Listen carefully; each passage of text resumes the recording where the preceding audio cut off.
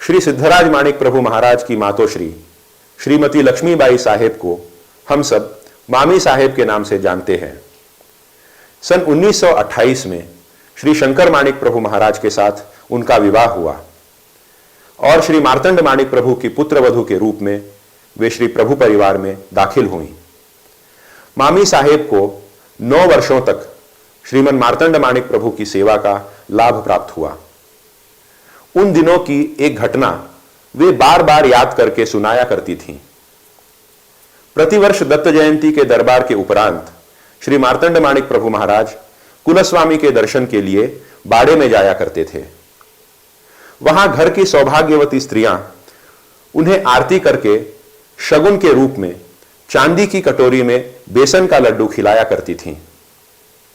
यह प्रथा कई वर्षों से बाड़े में चली आ रही थी। मामी साहेब के विवाह के उपरांत सौभाग्यवती पुत्रवधू के रूप में यह उत्तरदायित्व उन पर आन पड़ा।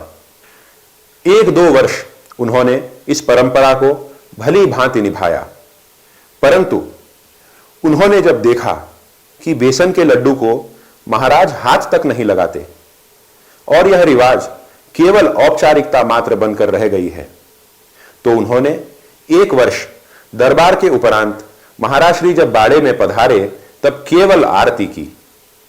मामी साहेब ने उस वर्ष बेसन के लड्डू नहीं बनाए थे। आरती के उपरांत महाराज श्री को उठना चाहिए था, परंतु वे बैठे रहे।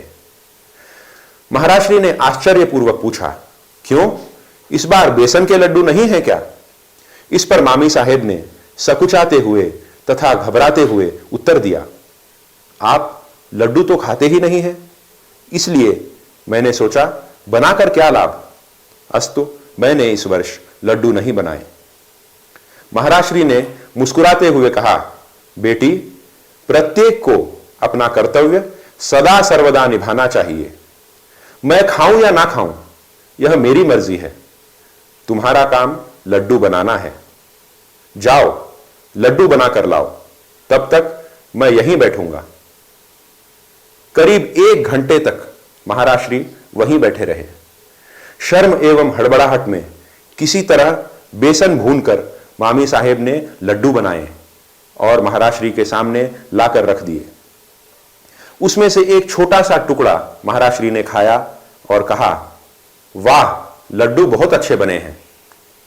फिर महाराज श्री बोले, अपने कर्तव्य का सदा स्मरण रखा करो और कर्तव्य पालन में कभी भी कहीं भी कोई भी त्रुटि न हो, इसके प्रति दक्ष रहो।